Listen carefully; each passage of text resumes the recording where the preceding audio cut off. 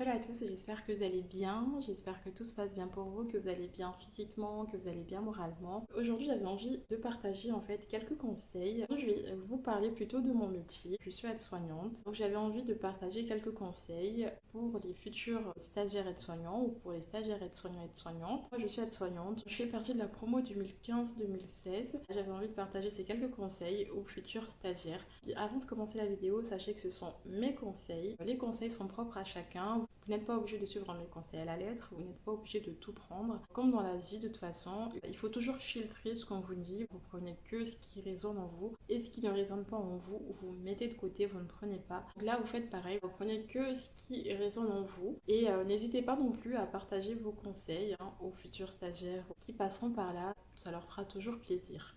Alors, premier conseil que j'ai à partager avec vous pour les futurs aides-soignants. Donc la première chose, j'ai parlé d'hygiène. Voilà, il faut vraiment faire attention aux ongles. Et ça, vraiment, avant de commencer votre stage, faites déjà attention à vos ongles, d'enlever vos faux ongles, les résines, etc., les gels. Il faut les enlever avant même de commencer le stage. C'est vraiment très très important. Ne venez pas en stage avec vos faux ongles, avec un vernis à ongles, c'est interdit. On n'a pas le droit de travailler avec un vernis à ongles. Surtout en tant que stagiaire, ne venez pas, surtout pas le premier jour avec un vernis à ongles parce que vous allez très très vite avoir des remarques venant par le personnel soignant, venant par la cadre, etc.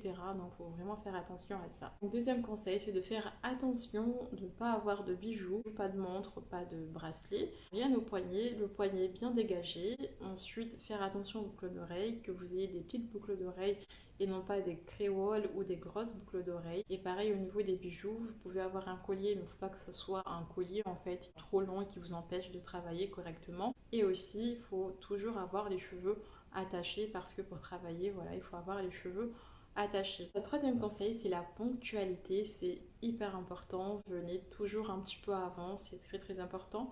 Surtout le premier jour, venez toujours plus tôt parce que le premier jour déjà on est bien stressé. Ensuite des fois on ne sait pas trop où se trouve l'entrée de votre lieu de stage. Le premier jour des fois on se perd un petit peu. Donc venez quand même assez tôt, surtout que quand on arrive, il faut le temps de se changer parce que oui on arrive en civil donc il faut le temps de se changer. Il faut vraiment faire attention de ne pas arriver en retard, c'est vraiment très très important. Autre conseil, voir ce que j'ai vu en fait en stage, c'est qu'il y a des élèves qui viennent en stage directement avec leur tenue de stage. C'est une erreur qu'il ne faut pas faire. Ne venez jamais en stage avec votre tenue. Venez en civil et lorsque vous arrivez, vous allez au vestiaire, vous vous changez et vous vous mettez en tenue professionnelle. Mais ne venez jamais en stage ni ne repartez jamais chez vous avec votre tenue professionnelle parce que s'il y a une personne qui le remarque, ça risque de remonter vers la cadre et donc vous risquez d'être sanctionné. Il faut vraiment faire attention à ça. Autre conseil, c'est lorsque vous arrivez sur votre lieu de stage, présentez-vous, c'est vraiment très très important. Il y en a qui, malheureusement, comme ils se sentent un petit peu timides, c'est tout à fait normal, qui n'osent pas se présenter. Il faut se présenter, même si on pense qu'on est timide, mais il faut se présenter, c'est vraiment très très important. Et présentez-vous vraiment à l'ensemble de l'équipe. Présentez-vous à la chef, donc à la cadre, aux infirmiers, aux aides-soignants, aux médecins, aux internes, etc. Parce que dans le service, ça dépend de l'endroit où vous êtes. Mais des fois, il y a des endroits où il y a énormément de personnel. On peut trouver les médecins, les externes, les infirmiers, les stagiaires infirmiers, les aides-soignants. Il y a le brancardier, il y a les ASH, il y a le kiné, il y a la diététicienne. Et donc, des fois, quand vous arrivez sans vous présenter, on ne sait pas trop en fait qui vous êtes. Et donc, présentez-vous, c'est hyper important. Et surtout, ne vous présentez pas qu'à votre référent. Il y en a qui vont se présenter uniquement à leur référent. Non, présentez-vous vraiment à l'ensemble de l'équipe. À chaque fois que vous voyez une nouvelle personne que vous n'avez pas encore vue, allez vous présenter. Quitte à vous présenter 2 fois, ce n'est pas grave. Franchement, quand j'étais élève, j'avais des doutes. Je ne savais pas si la personne, je l'ai déjà vue et j'allais me présenter. Et puis, c'est pas grave si vous vous présentez une deuxième fois. Il vaut mieux se présenter une deuxième fois que pas du tout se présenter. Autre chose, lorsque vous arrivez en fait dans le service, prenez tout de suite le numéro du service et enregistrez le numéro du service, de l'endroit en fait, du lieu de votre stage.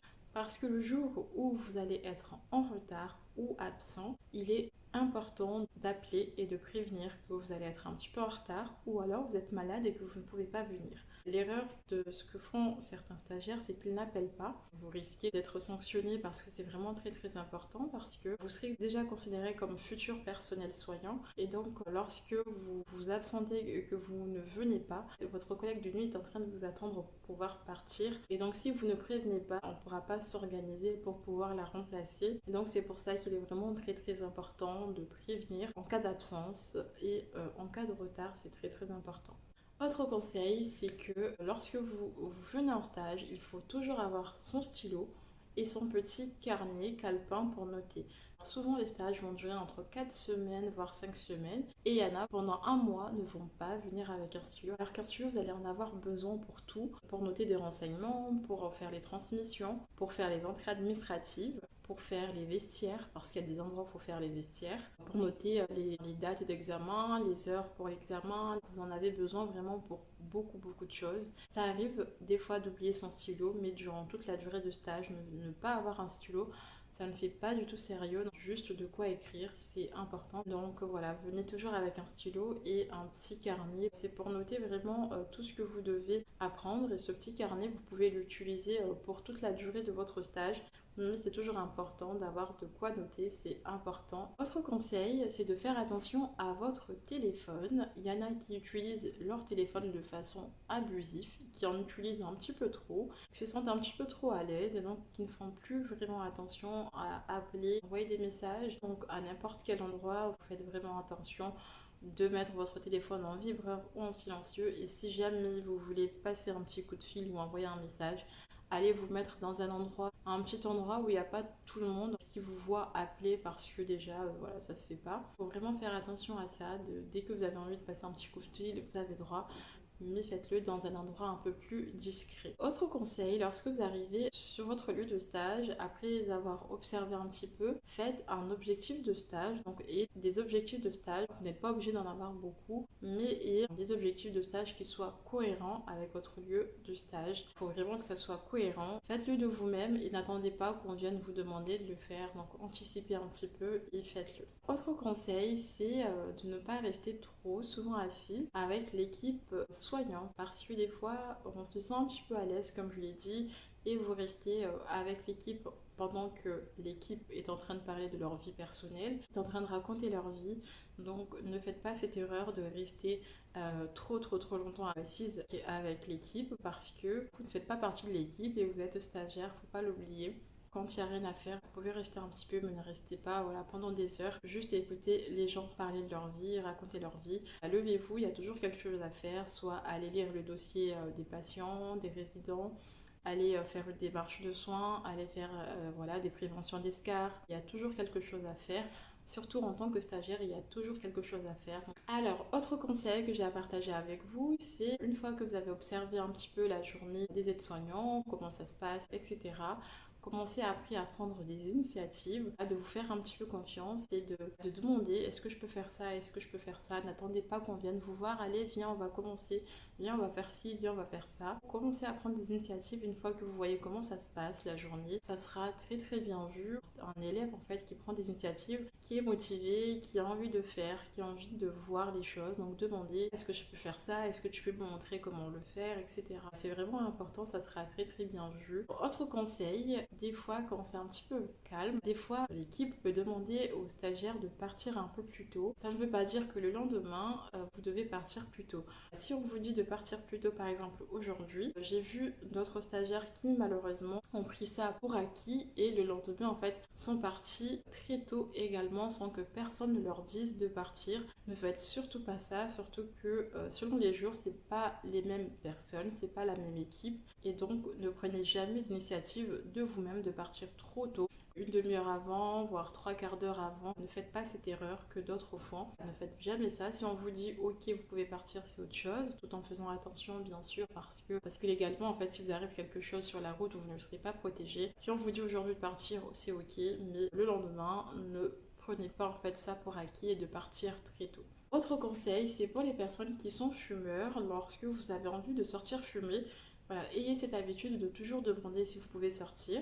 Et voilà, si jamais vous sortez, ne restez pas trop longtemps quand vous sortez fumer. Voilà, faut vraiment faire attention à ça. Vous sortez, on vous dit oui, vous sortez, mais ne sortez pas trop souvent, ni ne restez pas non plus une demi-heure à fumer à chaque fois. Sinon, vous risquez d'avoir des remarques malheureusement. Autre chose qu'il ne faut pas faire, en fait, autre conseil qu'il ne faut pas faire, c'est que très souvent, l'équipe, en fait, par politesse, vont vous dire prenez ce que vous voulez, servez-vous, prenez ce que vous voulez, mais ne faites pas cette erreur que tous les jours de vous servir dans le placard. Dans le placard du personnel, ça peut paraître tout bête, mais il y en a qui se sentent tellement à l'aise qu'ils vont ouvrir le placard. Il y a tous les jours en fait de leur stage, vont ouvrir le placard et vont prendre ce qu'ils veulent. Et donc il faut vraiment faire attention à ne pas tomber dans ce piège. On vous dit une fois de prendre, voilà, vous pouvez.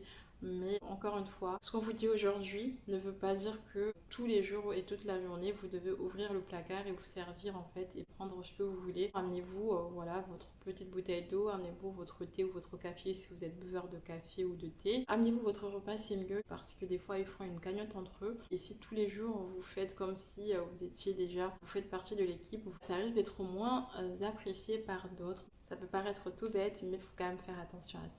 Autre conseil, c'est de se montrer curieux. Il est vraiment important de se montrer curieux, voilà, de poser des questions, même des questions qui vous semblent bêtes. Il n'y a pas de questions bêtes. Posez des questions, montrez que vous êtes curieux. Et aussi, essayez de poser un petit peu à tout le monde en fait. Enfin, pour ma part, quitte à poser les mêmes questions. Parce que des fois, vous posez des questions uniquement aux référents. Des fois, comme c'est l'ensemble de l'équipe qui vous note, ils vont pas voir en fait que vous avez posé des questions alors que vous avez quand même posé les questions, mais uniquement à une personne.